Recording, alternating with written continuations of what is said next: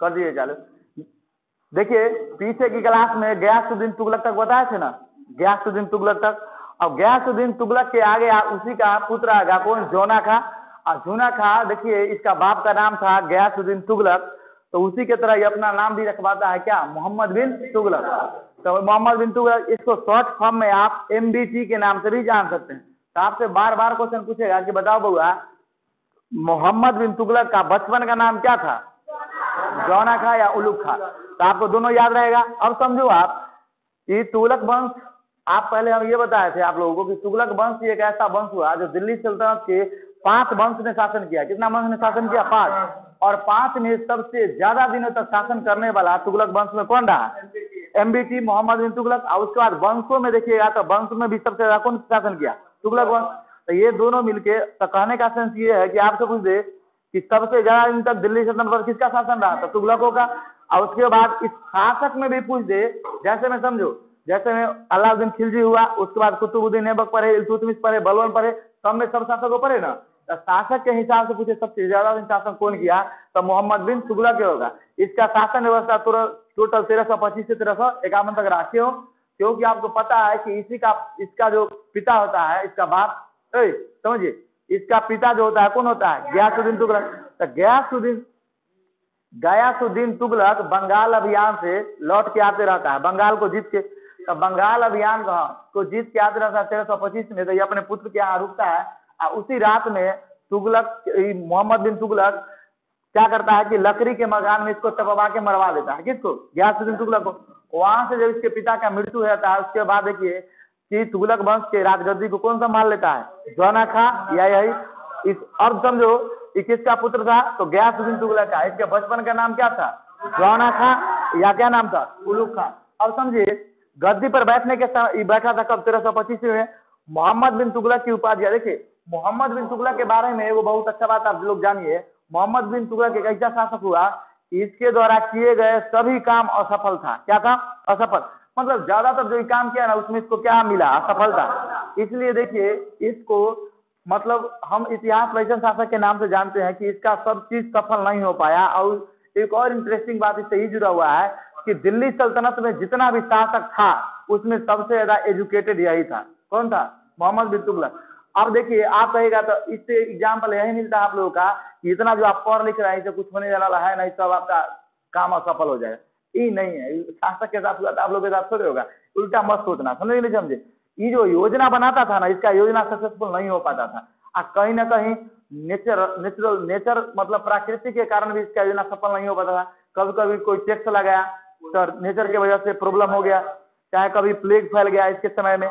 ये सब वजह से इसके शासन काल में जो जो योजना बनाया उस सब में क्या हो जाता था, इसको असफल हो जाता था। इसलिए इसको, अब देखिए, लेकिन आपसे पूछे कि दिल्ली सल्तनत में समझो, दिल्ली सल्तनत का सबसे होशियार शासक या सबसे शिक्षित शासक कौन हुआ, मोहम्मद बिन तुगलक। ये हम नहीं लिखे हैं, आप ध्यान में रखिएगा। सबसे शिक्षित शासक यही हुआ, मोहम्मद बिन तुगलक। उसका समझिए इतना शिक्षित था कि 4-5 भाषा का ज्ञान रखता था मोहम्मद बिन तुगलक। उसके बाद एक खगोल शास्त्री था, मतलब खगोल के बारे में पूरा ग्रह उरह जो आप लोग पढ़ते हैं, शुक्र मंगल बुध शनि, इस सबका अच्छा से जानकार था इसके पास। उसका फिजिक्स केमिस्ट्री बायो इस सब अच्छे तरीका से जानता था। फारसी उर्दू हिंदी सब भाषा का ही ज्ञाता था कौन, मोहम्मद बिन तुगलक। इतना होने के बावजूद भी ये अपने शासनकाल में कुछ अच्छा ज्यादा नहीं कर पाता है।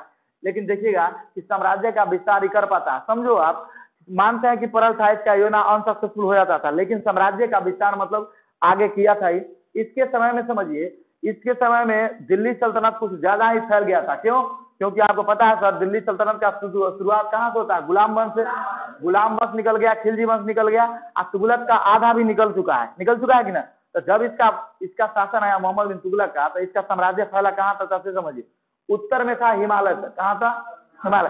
अब स्पेस है नहीं इसलिए आप लोग समझिए, उत्तर में कहाँ तक तब हुआ, हिमालय तक। उसके बाद देखिए दक्षिण में वारंगल या देवगिरी तक। कहाँ था, वारंगल या देवगिरी तक। उसके बाद देखिएगा पश्चिम में गुजरात तक। पश्चिम में कहाँ था, गुजरात। अब पूर्व में देखिएगा तो बंगाल तक। कहाँ था, बंगाल तक। इस एरिया तक के टोटल मोहम्मद बिन तुगलक का शासनकाल फैला हुआ था। उत्तर में कहाँ बताया आपको, हिमालय के तराई, हिमालय क्षेत्र में फैला हुआ था। धीरे धीरे देखिएगा कि हिमालय के ठीक ऊपर में सिंध, हिमालय ना बगल में आता है इधर। अब समझो आगे, और देखिए मोहम्मद बिन तुगलक एक ऐसा शासक था जो हिंदुओं को रिस्पेक्ट करता था। क्या करता था? रिस्पेक्ट। मतलब था ही एक मुस्लिम, कैसा था? मुस्लिम शासक, लेकिन रिस्पेक्ट ही करता था किसको? हिंदुओं को। रिस्पेक्ट करने के कारण देखिएगा मोहम्मद बिन तुगलक एक ऐसा शासक हुआ, जो हम लोग होली बनाते हैं ना हिंदू, होली में जाके ही मतलब हिंदू के साथ रंग खेला करता था, एक दूसरे को रंग लगाता था। मतलब एक अच्छा शासक था मोहम्मद बिन तुगलक, क्योंकि एजुकेटेड था, इसको पता था कि जाति धर्म को सता जाता है नहीं। उसके बाद देखिए इस सब कारण से इतिहासकार इसको कहीं कहीं बेवकूफ भी बताया है। तो इसको देखिए क्या क्या नाम से जानते हैं? इसको रक्त पिपासु, पागलवास्ता, दूसरे के प्रति रुझान रखने के कारण स्वप्नशील कहा गया है, दुनिया का खान इसे कहा जाता है। इसको दुनिया के खान भी कहा गया है। तो दुनिया के खान देखिएगा, हम अभिलेख के बारे में पहले बता चुके हैं। तो राजमुंद्री अभिलेख है, राजमुंद्री अभिलेख में इसको दुनिया के खान के नाम से जानते हैं। किसके नाम से जानते हैं? दुनिया के खान से। आप सब चीज याद रखिएगा। आपसे पहला क्वेश्चन यही पूछेगा ज्यादातर कि पागल बादशाह के नाम से हम किसे जानते हैं? रख दे। देखिए इसको पागल क्यों कहा गया समझिए। पागल इसको इसलिए कहा गया कि सिंपल सी बात है, आपको आप ऐसे समझिए, मान लीजिए कि आपके बच्चे का जन्म हुआ, समझे ना, आप सोच रहे हैं क्या 10th तक पढ़ लिया, 10th तक पढ़ने के बाद आप उसको सोचे कि इसको इंजीनियर बनाते हैं, समझे नहीं समझे, उसमें क्वालिटी है इंजीनियर बनने का, जबरदस्ती आप कहने नहीं, वो भी कह रहा है कि हमको पापा इंजीनियर बनना है, जबरदस्ती उसका अपना नाम लिखवा दिए इंजीनियरिंग में, मतलब डॉक्टरी में नाम लिखवा दिए, तो बताइए सक्सेसफुल होगा? नहीं होगा। तो ठीक इसी तरीका से इसका ज्यादातर जो काम था वो अनसक्सेसफुल हो जाता था, मतलब होना कुछ और चाहिए था और कर कुछ और देता था, समझे नहीं समझे। अब देखो आगे, इस सब वजह से इसको ये सब उपाधि दिया गया, सब उपाधि आपको ध्यान में रखना है। सबसे बीबीआई इसमें पागलवास्ता, रक्त पिपासु, स्वप्नशील, सब है। आगे देखिए इसके प्रमुख काम क्या रहा है। प्रथम बार देखिएगा भारत में या दिल्ली सल्तनत में डाक प्रथा की शुरुआत करने वाला शासक आपका कौन हुआ?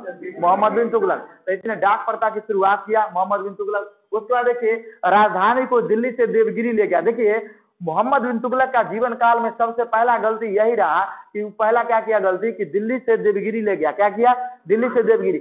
अब दिल्ली से देवगिरी ले जाने के कारण क्या हुआ कि वो क्या किया कि उसके समय में रुपया का कमी होने लगा। क्या होने लगा? कमी को देखते हुए क्या किया कि रुपया में ही परिवर्तन कर दिया। क्यों?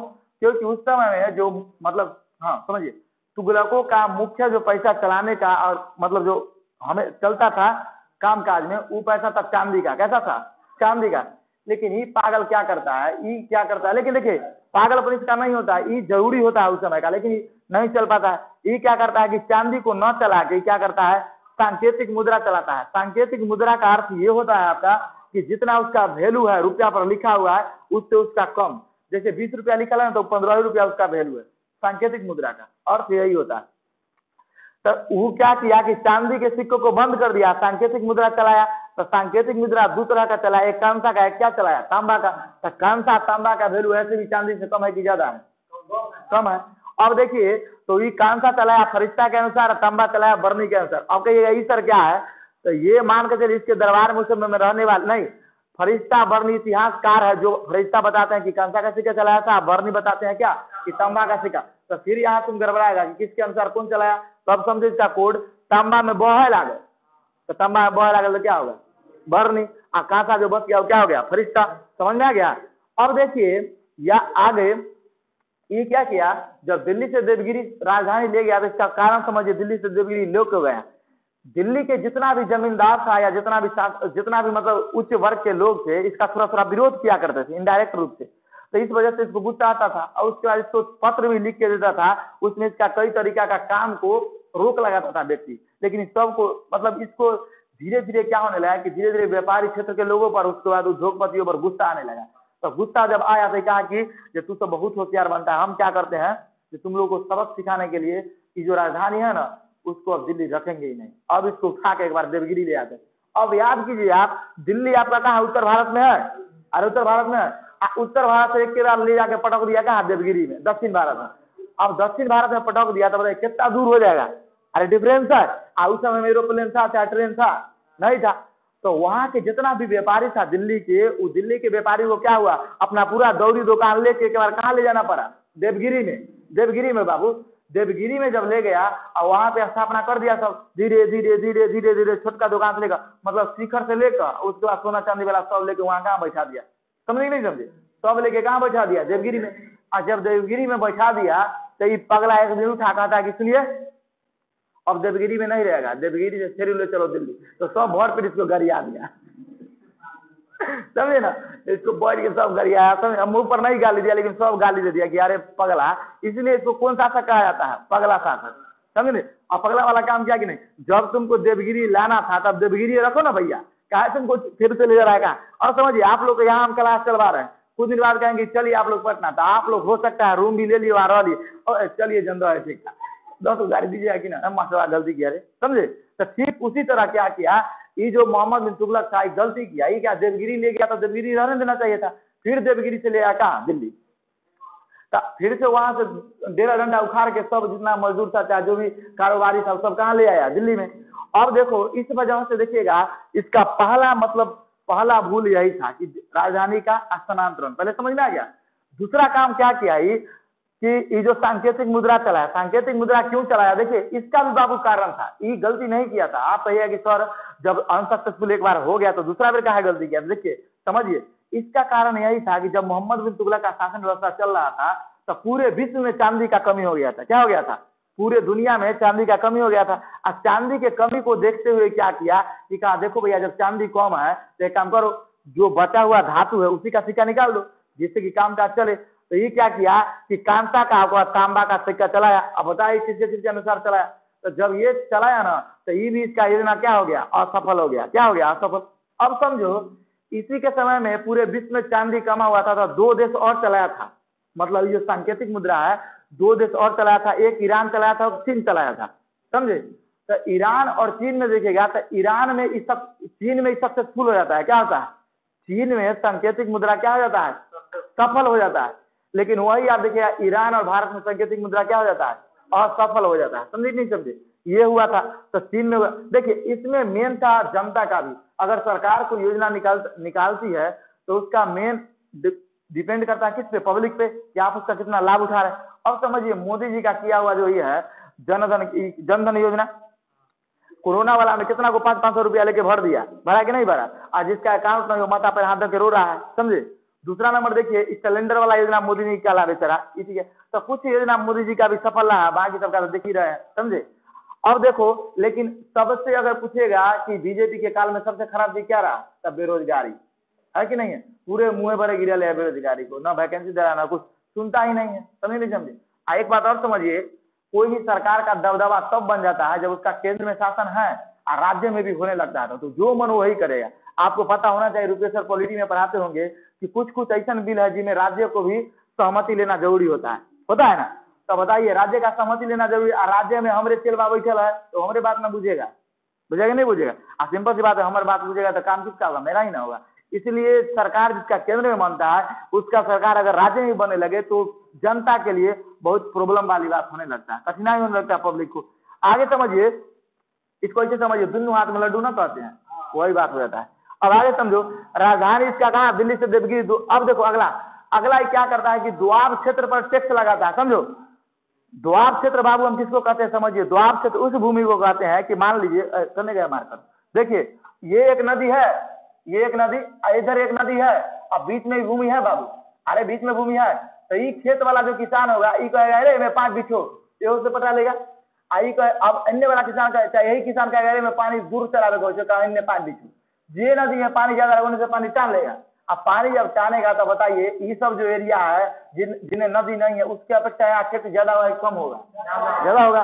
तो ये देखा कि द्वाब क्षेत्रों में खेती ज्यादा मात्रा में किसान सब कर रहा है, टैक्स दे रहा है सबके बराबर, तो काहे नहीं टैक्स इस पर हम बढ़ा दे। तो ये क्या किया, जो इसका टैक्स था उसके 3-4 गुना द्वाब क्षेत्रों पर टैक्स बढ़ा दिया। कौन? मोहम्मद बिन तुगलक। अब देखिए भगवान ऊपर से टुकुर टुकुर देख रहे थे, सारे तुगलक भाई काम कर दिया। अब भगवान क्या किए, कोस का वर्षा बरसा दिया। जब कोस का वर्षा बरसा दिए तो नदी लबालब पानी से भर गया, और जब नदी भरा के बगल के क्षेत्र द्वार से दह गया, और जब दह गया तो मोहम्मद बिन तुगलक का ये भी योजना क्या हो गया? असफल हो गया। समझ में आ गया? तो ये बेचारा के भगवान ऊपर से कुछ रहे थे, पब्लिक तक कुछ ये रहा था, इसीलिए इसको साथ नहीं था ना, बोले कि नेचर भी इसके विरुद्ध था, मतलब भगवान भी क्या थे? इसके विरुद्ध थे, प्राकृतिक भी इसके विरुद्ध काम कर रहा था। अब देखिए इतना समझ गए, कई तरह के आक्रमण को विफल किया। देखिए कई तरह के आक्रमण को विफल कैसे किया, इसके समय में आपको हम बताया थे कि जब यहाँ इल्तुतमिश के समय में चंगेज खां आक्रमण किया था ना, तो चंगेज खां जब चला जाता है यहाँ से तो चंगेज खां के वंशज तो रहो ना करता है आसपास में, तो इसका वंशज हर हमेशा परेशान करता है सबको। तो मोहम्मद बिन तुगलक के समय में भी मंगोलों का आक्रमण होता रहा, लेकिन मंगोलों का आक्रमण से क्या कर दिया, विफल कर दिया। उसके बाद देखिए सिंध और कच्छ को किसलू खां से जीतता है। सिंध और कच्छ, देखिए हम उत्तर भारत में आपको हिमालय तक बताए थे, लेकिन आप देखिएगा कि सिंध कहाँ पड़ता है, पाकिस्तान में। तो सिंध को और कच्छ को आप समझो, सिंध और कच्छ को जीता कैसे, समझो। यहाँ से आप देखिए कि ये वाला एरिया है गुजरात है, अब गुजरात के कच्छ के रन याद करते हैं, कच्छ के रन। कच्छ के रन में देखिए लूनी और नर्मदा नदी विलुप्त हो जाता है।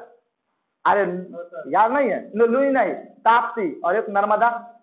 अरे कौन दो नदी है जो एस्टुरी बनाती है, बताइए। ताप्ती नर्मदा एस्टुरी नहीं बनाते। एस्टुरी का मतलब ये है कि कच्छ के रन में गैप हो जाना है ना बाबू, वो डेल्टा नहीं बनाती है। तो दुइयो नदी है, नर्मदा और ताप्ती। अब बिहार दरोगा क्वेश्चन पूछल है, दोनों क्वेश्चन पूछल है, जो कौन नदी है जो एस्टुरी बनाती है, तो ताप्ती। उसके बाद कौन नदी है जो कच्छ के रन में गैप हो जाती है, नर्मदा। समझे ना। तो ये दोनों का आंसर एक ही है, समझो आप। ये दोनों एस्टुरी बनाती है, समझो। तो ये वाला जो क्षेत्र है आपका गुजरात का, इसको हम कहते हैं क्या, कच्छ के रन। क्या कहते हैं, कच्छ।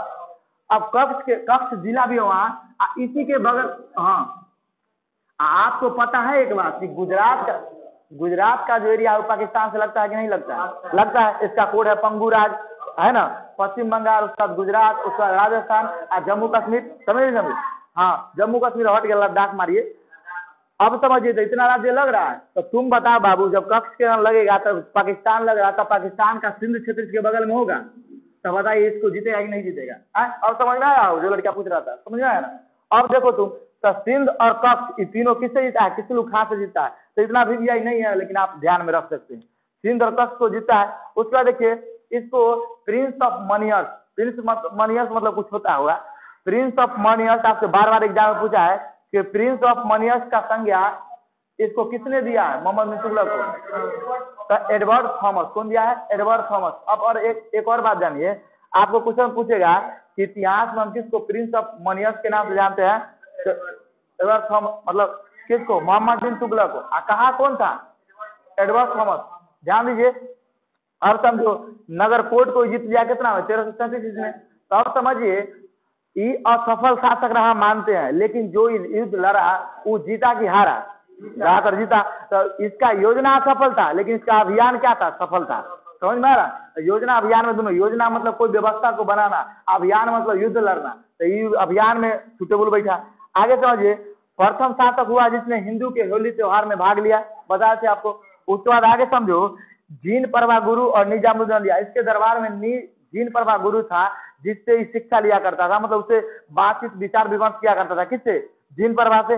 निजामुद्दीन औलिया था एक ऐसा, देखिए निजामुद्दीन एक औलिया संत ऐसा हुआ, इसके लिए ये मकबरा भी बनवाया। क्या किया, मकबरा भी बनाया। तो आपको पूछेगा निजामुद्दीन औलिया के लिए मकबरा किसने बनवाया था, तो मोहम्मद बिन तुगलक। इतना समझ में आया, मोहम्मद बिन तुगलक। अब देखिए, मोहम्मद बिन तुगलक के समय में कुछ ऐसे प्रांत थे जो कमजोर पड़ने लगा था। तो कमजोरी का फायदा उठाते हुए वहां के नागरिकों ने क्या किया, तो वहां पे नए वंशों का उदय कर दिया। क्या, नए वंशों का उदय कर दिया। कौन, तो देखिए 2 वंशों का उदय हुआ दक्षिण भारत में। अब देखिए कुछ का 1336 में आपका होता है विजयनगर का साम्राज्य। किसका, विजयनगर। आप याद कीजिए, मोहम्मद बिन तुगलक कितना से कितना के बीच आएगा, 1325 से 1351। तो 1325 से 1351 आएगा, तो इसी के ना बीच में आएगा 1337 1336। तो 1336 में बाबू क्या होता है कि विजयनगर का स्थापना करता है कौन, हरिहर एवं बुक्का। कौन करता है, हरिहर एवं बुक्का। हरिहर एवं बुक्का विजयनगर का स्थापना करता है। तो विजयनगर वर्तमान समय में कहाँ है, तो कर्नाटक में। कहाँ है, कर्नाटक। उसके बाद आपसे दक्षिण भारत में पढ़ाए थे कि विजयनगर का राजधानी कहाँ है, हम्पी। कहाँ है, हम्पी। नहीं, इसको आगे पढ़ाएंगे, आगे आएगा, आगे आएगा। संगम, सुलूब आरबीडू जब पढ़ाएंगे ना, तो उसी में बताएंगे। संगम वन से संबंधित रहता है। तब विजयनगर की स्थापना कौन करता है, बताओ, हरिहर एवं बुक्का। कब करता है, 1336 ईस्वी में। बताइए आप, जब विजयनगर की स्थापना करता है तो उस समय दिल्ली सल्तनत का शासक कौन होता है, मोहम्मद बिन तुगलक। ये सब सवाल आपको घुमा फिरा के पूछेगा, आपको एक ही लाइन में याद रखना है। आगे देखिए, इसी के समय में महाराष्ट्र में, कहा, महाराष्ट्र में एक नए वंश का उदय होता है, जिसको हम बहमनी वंश के नाम से जानते हैं। किस वंश के नाम से जानते हैं, बहमनी। आगे इतिहास जब हम आपको पढ़ाएंगे तब बताएंगे कि बहमनी वंश आगे जाके 5 भाग में बढ़ जाता है। क्या भाग में, 5 भाग में, आगे बताएंगे। तो 1347 में बाबू देखिएगा, बहमनी साम्राज्य का स्थापना कौन करता है, अलाउद्दीन बहमन शाह। समझे नहीं समझे। अब देखिए, ये वर्तमान समय में कहाँ पड़ता है, महाराष्ट्र में। अब देखिए, अगर इसका राजधानी आप देखिएगा तो ये राजधानी बना था आपका गुलबर्गा। ये सब आगे बताएंगे, अभी का टॉपिक नहीं है। आगे समझो, मोहम्मद बिन तुगलक के समय में एक विदेशी यात्री आता है जिसको हम नाम से जानते हैं, मतलब इब्न बतूता। क्या जानते हैं? Ibn Battuta. इब्न बतूता जो होता है मोरक्को यात्री होता है, साउथ अफ्रीका से आता है। मोरक्को यात्री कहाँ से आता है? दक्षिण अफ्रीका से। अफ्रीकी यात्री रहता है, उसका नाम क्या रहता है? Ibn Battuta. तो इब्न बतूता बाबू बहुत योग्य होता है। तो योग्य होने के कारण आप देखिएगा कि जब इसके दरबार में आता है तो 1342 आया, 1333 में, 1333 में 1342 ईस्वी में इसके कार्य कुशलता को देखते हुए मोहम्मद बिन तुगलक आता है, इसको कहते इसको काजी बना। इसको क्या बनाया जाता है? काजी। काजी वो व्यक्ति होता है जो, तुम याद करो, गदर सिनेमा देखा? गदर सिनेमा में सन्नी देओल को कहता है इस्लाम कबूल है? तो कबूल है। नहीं कहता बोलो हिंदुस्तान जिंदाबाद, तो बोलता है मतलब पाकिस्तान जिंदाबाद, जिंदाबाद। तो कहता है हिंदुस्तान मुर्दाबाद, तो कहता है, तो डायलॉग बोलता है तो पता है, समझे नहीं समझे? पूरा डायलॉग बोल दे। हाँ, अब देखिए उसी समय में समझो, समझो, ये जो है सन्नी देओल को क्या बोलता है कि बोलो पाकिस्तान जिंदाबाद, तो बोल देता है पाकिस्तान जिंदाबाद। फिर बोलता है बोलो मतलब हिंदुस्तान मुर्दाबाद, तो ये बोल देता है असफ अली, असफ अली। ये कौन सी खेल खेल रहे हैं आप? बोलता है ना असफ अली, ये कौन सी खेल खेल रहे हैं आप? आपका पाकिस्तान जिंदाबाद, इससे हमको कोई एतराज नहीं, लेकिन मेरे हिंदुस्तान जिंदाबाद था, जिंदाबाद है और जिंदाबाद रहेगा। समझे नहीं समझे? उसके बाद बोलता है हिंदुस्तान जिंदाबाद। उसका बेटवा नीचे छोटंकी बोलता है हिंदुस्तान जिंदाबाद। समझे नहीं समझे? तो होने से अमरीशपुरी आता है, आसफ अली आता है, मतलब अमरीशपुरी का ससुर हुआ। आका तकरीरें बंद कर, जब तक कि तू ये नहीं बोलेगा कि हिंदुस्तान मुर्दाबाद, तब तक कि मेरे मुस्लिम को विश्वास करते हुए कि सच्चा मुसलमान है। तब तखनी डायलॉग बोलता है कि मैं अगर अपने बीवी और बच्चों के लिए सर झुका सकता हूं तो कोई को सर काट भी सकता। तखनी तो बस चालू हो जाता है ये। समझ नहीं समझे? अब देखिए, अब आगे समझो। तो आपका कहाँ था? हाँ, तब समझिए। तो काजी किसको कहते हैं? काजी एक होता है न्यायाधीश टाइप के पद। समझे नहीं समझे? समझे? तो इसको नियुक्त कौन करता है? मोहम्मद बिन तुगलक। किसको? विदेशी को। अब देखिए, ये जब तो अब आपसे क्वेश्चन पूछेगा कि मोहम्मद बिन तुगलक ध्यान दो बुआ, आपसे पूछेगा कि मोहम्मद बिन तुगलक मोरक्को यात्री जो इब्न बतूता था वो कब भारत आया था? 1333। कब आया? 1333। अब 1333 में जब आता है तो इसके ठीक समझो 9 साल के बाद, कितना क्या साल हुआ? 1342, 9 साल ना, 9 साल के बाद इसके कार्य कुशलता को देखते हुए मोहम्मद बिन तुगलक कहता है कि देखिए महाराज, आइए हम आपको काजी नियुक्त करते हैं। क्या बनाया था इसको? काजी। काजी नियुक्त करता है 1342 में। आई से और ज्यादा खुश हो जाता है तब 6 साल बाद 1347 ईस्वी में। कब? 1347 ईस्वी में ना, 5 साल बाद 1347 ईस्वी में क्या करता है? इसको अपना राजदूत बना के चीन भेज देता है। कहाँ भेज देता है? चीन। जाओ चीन को भी देख रेख करके आओ, उसके बाद हमको बताना। तो 1347 में अब देखिए आगे क्या करता है मोहम्मद बिन तुगलक। आगे करता है जहांपनाह नगर की स्थापना। किसका स्थापना करता है? जहांपनाह नगर की स्थापना, जिसको हम चौथी दिल्ली के नाम से जानते हैं। क्या जानते हैं? चौथी दिल्ली। तो आपको पूछेगा कि जहांपनाह नगर की स्थापना किसने किया था? मोहम्मद बिन तुगलक। अब एगो भी बात याद रख, अलग नहीं कीजिए। आपसे पूछेगा दीनपनाह नगर या दीनपनाह पुस्तकालय की स्थापना कौन किया था? बोका कहेंगे। दीनपनाह पुस्तकालय या दीनपनाह नगर की स्थापना पूछेगा तो हिमायू मारिएगा। क्या मारेगा? हिमायू। तो देखिए दोनों मिलता जुलता है। तब ये हम बता दिए है, जहां पनाह पूछेगा तो मोहम्मद बिन तुगलक, और दीन पनाह पूछेगा तो क्या होगा? हिमायू। अब आगे समझिए, ई बाबू ठट्टा के एक शासक था, इसके विरुद्ध युद्ध लड़ने के लिए इसको मतलब बोला। इसके समय में क्या हुआ? ठट्टा के शासक ने क्या किया कि इसका विरोध करना चालू कर दिया। किसके विरुद्ध? मोहम्मद बिन तुगलक के। तो ठट्टा के शासक को युद्ध को दबाने के लिए जा रहा था, उसी क्रम में क्या हुआ कि इसका रास्ते में मृत्यु हो गया। किसका? मोहम्मद बिन तुगलक का। तो इसका मृत्यु 1351 में हो जाता है। समझे? इसके मृत्यु होने के बाद अब समझो, लड़की क्या डिस्कशन करती है तुम लोग अपने आप में? देखिए यहाँ, देखिए इसका मृत्यु 1351 ईस्वी में हो जाता है। किसका? मोहम्मद बिन तुगलक का। तो इसका मृत्यु कहाँ होता है? ठट्टा के पास घोड़ाल में। अब देखिए जब यहाँ इसका मृत्यु हो जाता है तो जब इसका मृत्यु हो जाता है तो इसका एक चचेरा भाई होता है फिरोज शाह तुगलक, जेकरा साथे साथे जाइत रहता है। समझे? तो साथे साथे जाता है फिरोज शाह तुगलक। तो फिरोज शाह तुगलक के वहाँ का अब कहता है कि देखो भैया, ठट्टा के शासक तो युद्ध के लिए ललकार ले है, तो होगा कैसे? तो वहाँ पे दिमाग लगाता है, क्या काम करो फिरोज बारे यहाँ। तो फिरोजबा को सब बुलाता है फिरोज शाह तुगलक को, कहता है काम करो, तो भैया तो मर गया, अब इसका तो कोई भाई रहा नहीं, इसका कोई बेटा उटा भी का भी उतना चांसेस नहीं है ये नहीं है। एक काम करो, अगला जो शासक होगा कौन बनेगा? तू ही बनेगा। तो फिरोज शाह तुगलक को छठ से के निकट क्या करता है? सब कहता है हाँ राजाभिषेक कर देता है, सब राजा का नारा लगा देता है। तो फिरोज शाह नया क्या बनता है? तुगलक वंश का शासन। और जब फिरोज शाह तुगलक गद्दी पे बैठता है तो आपसे फिर क्वेश्चन पूछेगा कि तुगलक वंश का या दिल्ली सल्तनत का वो कौन शासक रहा जिसका राजाभिषेक 2 बार हुआ? अब बताओ, एक बार खट्टा के निकट हुआ, खट्टा के शासक को जब हरा के आया तो मेन जगह इसका कहाँ था? दिल्ली में था। तो दिल्ली में भी इसका मेन रूप से क्या हुआ? राजाभिषेक हुआ। तो 2 बार इसका राजाभिषेक हुआ कि नहीं हुआ? फिरोज शाह तुगलक का। तो फिरोज शाह तुगलक का क्या हुआ? 2 बार राजाभिषेक हुआ। उसके बाद देखिए, जब मोहम्मद बिन तुगलक मारा तो इसके बदले में बदाऊनी जो इतिहासकार है वो लिखते हैं कि देखो, लोगों को राजा से और राजा को लोगों से मुक्ति मिल गई। क्या मिल गई? मुक्ति।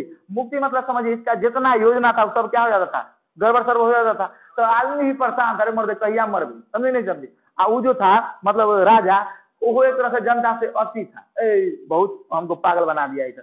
तो बेचारा वो भी मर गया, ये भी मर गया। तो यही पर बदामी लिखता है कि लोगों को राजा से या राजा को लोगों से मुक्ति क्या मिल गई? मुक्ति मिल गई। अब बताओ तुम, इतना समझ में आ गया आप लोगों को?